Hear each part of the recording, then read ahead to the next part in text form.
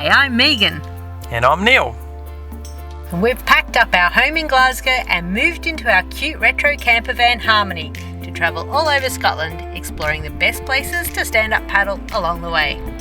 So come join our adventure as we visit the Highlands, Islands and everywhere in between on our SUP Safari Scotland! We head north towards our first house and dog sitting assignment to look after these two cuties and have a bit of a chill out.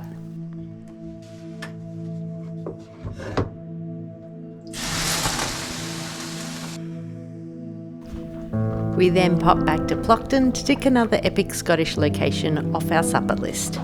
And the weather just about held out for it too.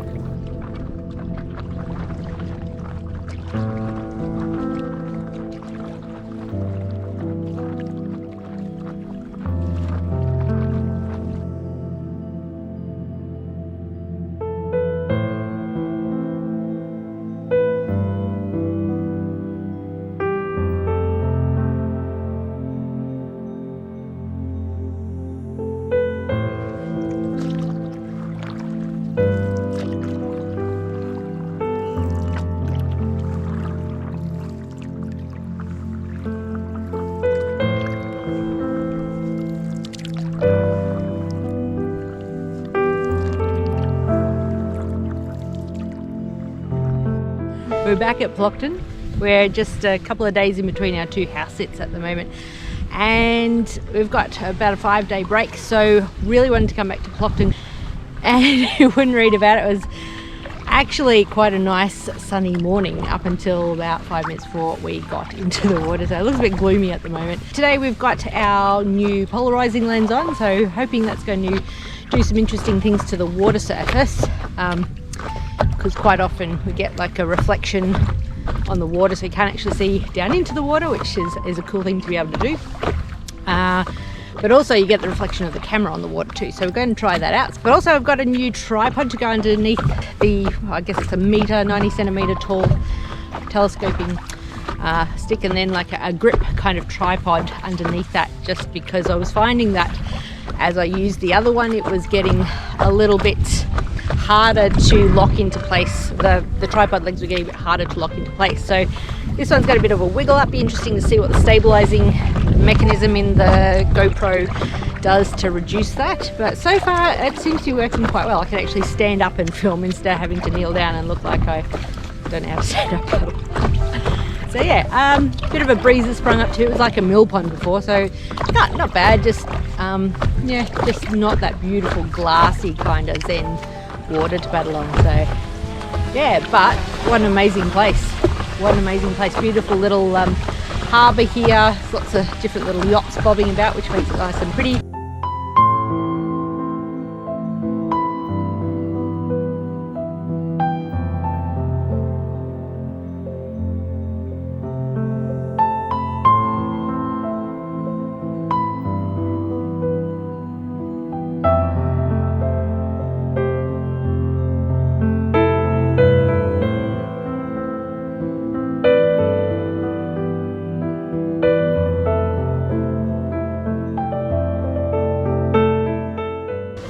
So the sun's starting to come out a little bit.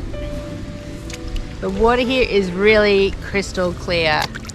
The tide's probably at, if not its lowest, then a fairly low point. A lot of the water in here is quite shallow, probably about a metre or so, but you can certainly see the bottom. So at high tide, I think the tide looks like it's a pretty big one here, so you're probably looking at a couple of metres deep by the time the water's at its highest. So we've just gone in off the jetty, give them a little donation. I don't know if they expect one from people on stand-up paddleboards. Nice to support local organisations. Look at that sun!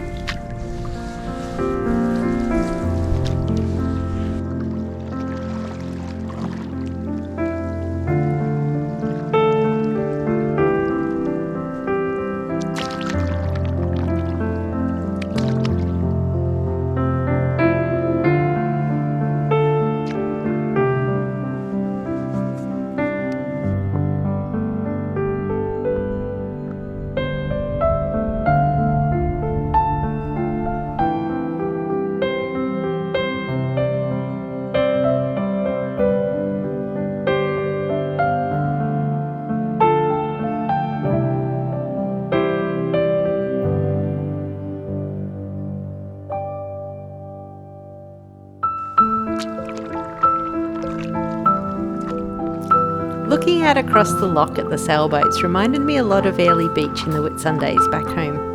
Okay, maybe Airlie was a bit sunnier.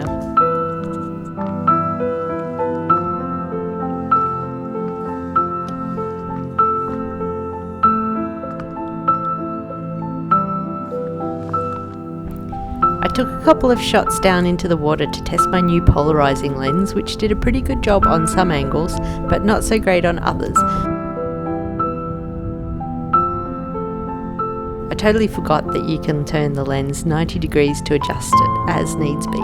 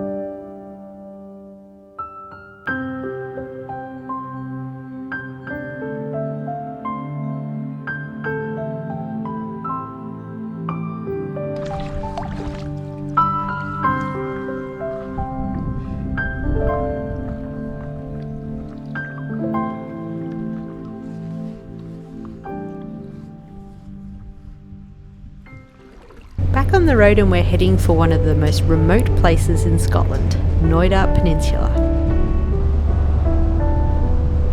Bit wet. Technically you can't really access Knoydart by road, but you can drive into Kinloch Hourn at the head of Loch Hourn, which is the northern edge of the peninsula. Alternatively, you can catch a foot passenger ferry from Mallee.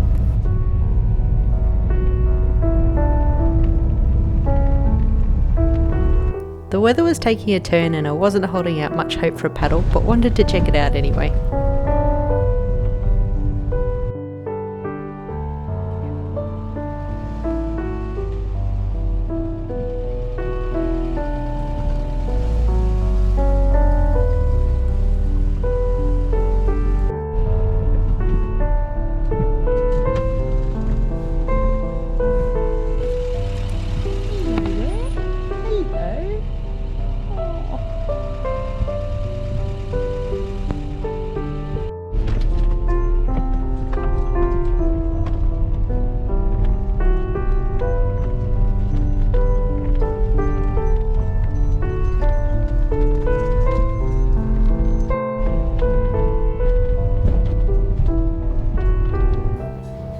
You can stay at Kinloch Hourn overnight. There's a campsite for tents and a park up for camper vans. But as it was so windy, we headed back east to look for somewhere with more shelter for the night.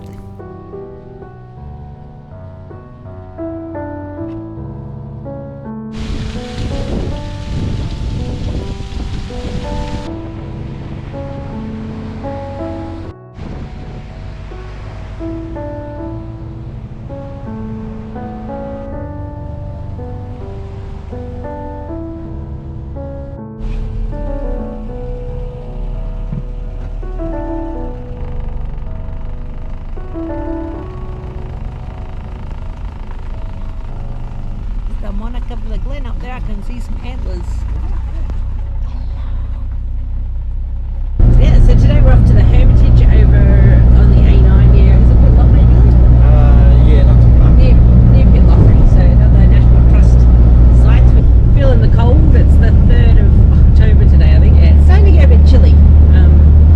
Yeah, so we've only got a couple more days in Harmony before we are into our second house sit. And then after that we are going to be handing Harmony over to her new owner, and then we'll be moving into long-term B&B until hopefully we can get on our plane to go home. So it's kind of like our last little hurrah in Harmony. Well, last hurrah. There's a little bit of sun out there. Hopefully we'll get a chance to have a look around the Hermitage without getting drenched. I don't think the autumn leaves are quite at their peak at the moment, but this is the best time we can come up to have a look. Hopefully they'll have good coffee. What are you thinking, sup bloke? I'm thinking good coffee. It turns out Hermitage didn't have any coffee. So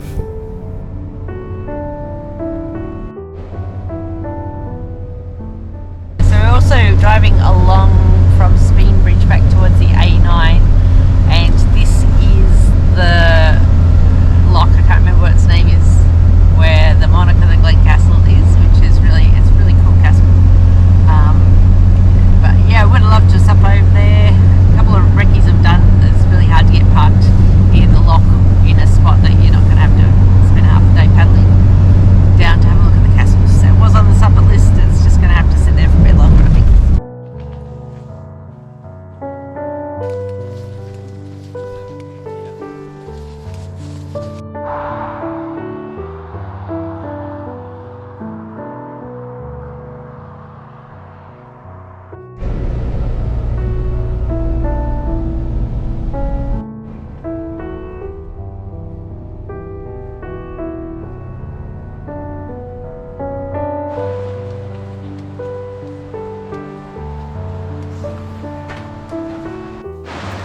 The Hermitage is described as a stretch of magical Perthshire forest designed as a pleasure ground for the Dukes of Atholl in the 18th century.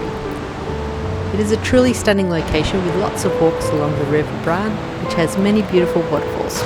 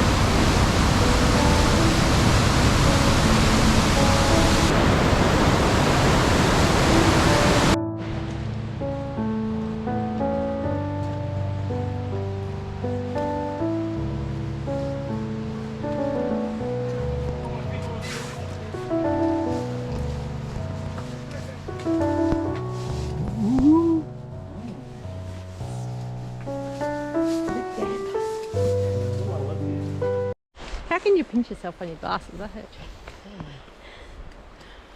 Well, we think we found the hermit's cave, but couldn't find the hermit.